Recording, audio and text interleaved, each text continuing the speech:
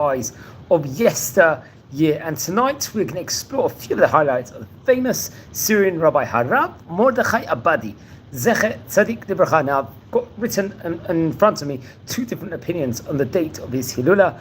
According to one source, it says it was the 27th of Sivan. That's actually using Wikipedia, and actually using their Hayomi website, it states it was on Gimel Sivan. Both state it was in the English year 1884, so that is definite. And seemingly he was born in the year 1826. He was about 57-ish years of age at the time he passed away. Now, he'd go on to become a judge, a Diane, a Kabbalist, and a poet, working in various different countries, including Syria, Turkey, and the land of Israel. And he was known as a poet and would compose many great poems, which were included, let's say, in the Bakasha, the Shirat Bakasha, in of itself. Let's explore a few of the highlights of the famous rabbi's life, Rabbi Mordechai Abadi. So he was born in the 1826 in Aleppo, in Syria.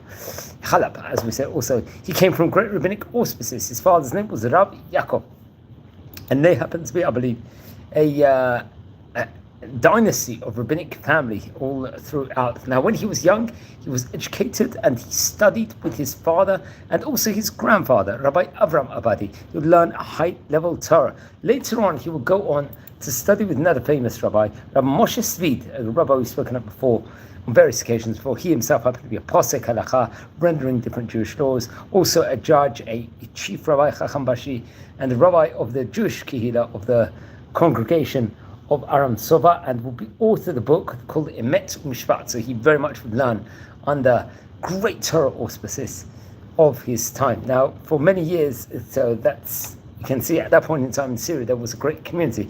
Now, he would go on for a many-year period to actually serve as a rabbi of the Jewish community in an area called Kilis, I believe based in southern Turkey. Not a place we've mentioned about that many times before, but a very important place in of itself. Now, he was famous for composing various different piyutim and hymns. Examples of this will include, let's just say, various famous songs that will become, in its day, very, very famous, including Ani Asaper, very interesting, I think, a famous song that is sang in a lot of places. I think it's on the 39 Melachot, Avot, Shabbat, how people should be careful. Yodocha Melech, I believe, and Yom Ze Shiru La'el. This is another very famous song in its day, I think, piyut from Rabbi Mordechai Abadi, and it's on the honor of Shabbat, this song, and the creator, respectively. I think Malecha V'Rov Gadlecha. This is another great word. Mi Yemalel Azoz Gevurot. Meshamayim Shalom La'am. Mi LaHashem Iti Orech. Then another great song, Mikalot Am, and various other different compositions of beautiful poetry and song to embrace Shabbat, embrace Judaism, and embrace Hashem respectively. Now, many of it was sang, I think, in various different communities, including, especially obviously the Aleppan community, the Syrian community, but I think it will become very popular, the Bukharian community at a later stage, and other places also. Now, he would learn Kabbalah at a very high level. It was reported over the great wisdom of it, and he was known as an expert with regards to the Chachmat Yisrael, respectively. And I believe when he was in his 30s, he would go on to emigrate to the land of Israel with a group selection from the city of Aleppo. They would, let's say, embark on establishing various different yeshivot there and Torah institutions, which will influence, let's say, the Sephardi communities, especially in the Bukharian neighborhood. Now, it's reported that he passed away on June the 20th in the year 1884. He was in Beirut at that time. Some people would have said that he was in Beirut because he was on his way traveling to Jerusalem. In those days, it wasn't so easy like now to just pick up the phone and book a ticket and fly. It was a whole process back in those days, how to get which cities to visit on the way.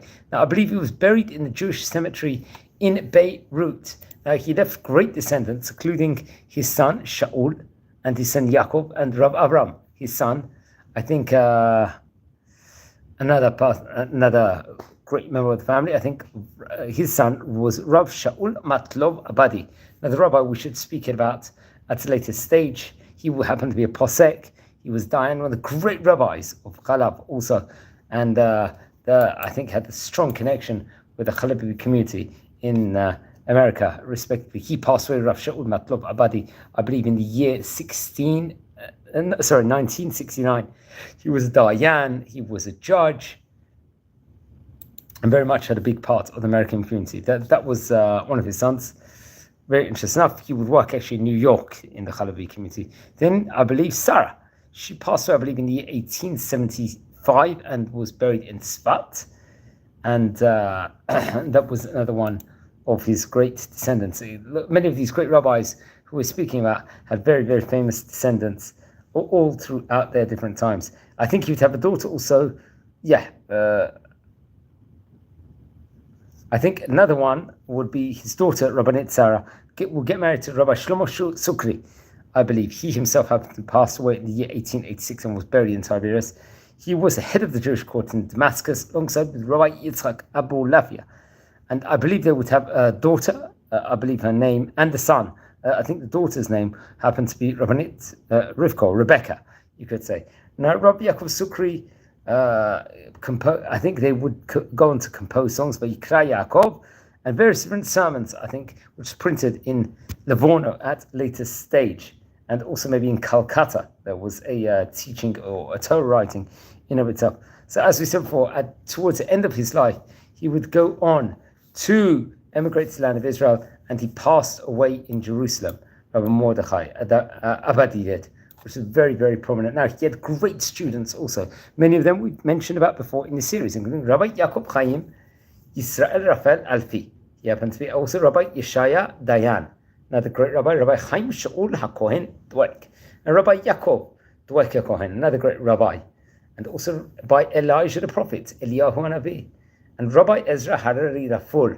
Now, the great rabbi we mentioned about on various occasions, for he himself would go on to become a Rosh Yeshiva and the founder of Yeshivat Ohel Moed, and would become a Kabbalist and also a public activist. So that was another one of his descendants. Also, Rabbi Shaul Seton, who happens to be the chief rabbi of Buenos Aires in Argentina, and Rabbi also Noah HaKohen Kaiser Michael Niksix, who was, I think, close to Rabbi Yitzchak Nachshitz, very renowned for the Kabbalah of Rav Yaakov Rofa, I think, on various different important topics, let's just say. He himself would go on to author various different books of responsa, commentaries, and sermons, as well as various different Piyutim and Psalms. Now, I think he would go on to have various different sermons, Piyutim, and Psalms, let's just say, which would end up being written in of itself, authoring books, including the Mayan Mayim, which is a book of responsa, obviously Chidushim on the spirit of Kabbalah. I think it was actually dedicated to his son Moshe. Then also Mayan Ganim, which is a responsible psalm, which was 2 parts. I believe the Mayan Chayim was another great, I think, and that was sermons in the language of Zohar, in the Chen Mordechai, which was dealing with Kabbalah, let's just say. And I think it would be in the print with the thanks of the help of Rabbi Olta Noach HaKohen Michalansky. Very interesting enough. And he wrote other, let's say, compositions, including Naim Zmirot, which was a commentary on Psalms, also various other important sentences in of itself. So please don't forget to light candles in his memory. Friends, we're a community here. We are learning about the great rabbis of yesteryear. Now over here we happen to be learning about Rabbi Mordechai Abadi, very, very great rabbi of his time. I recommend everyone to watch all of the videos. We've nearly hit 1,000 videos already in this series, which is absolute phenomenal achievement. I must have to stress over. Now, just go back to some of his compositions. There was more great books, I should say, maybe great teachings, or including the Mayan Ganim, which is also a Shivot, questions and answers, which would be printed in Jerusalem afterwards. The Mayan Chayim, which is Drashot in Lashon HaZohar, and the Chen Mordechai, Sugyot on Torah and Kabbalah. Also afterwards was Malitz Naim and Yechuach Naim, Ashrei Ha'am. Very interesting. These are his compositions, various different writings. So, friends, we're a community here. We're learning about the great rabbis of yesteryear. We're exploring some of the great rabbis, especially from the Spanish country, from also North African countries. Also, if you haven't subscribed yet, please subscribe to the channel. We're nearing 7,000 members. If you feel anyone's interested in watching these videos, share these videos to other people also, and we're a community, we love learning, and wishing you all blessings here from Israel. Thank you very much and have a great night. I appreciate very much all the phenomenal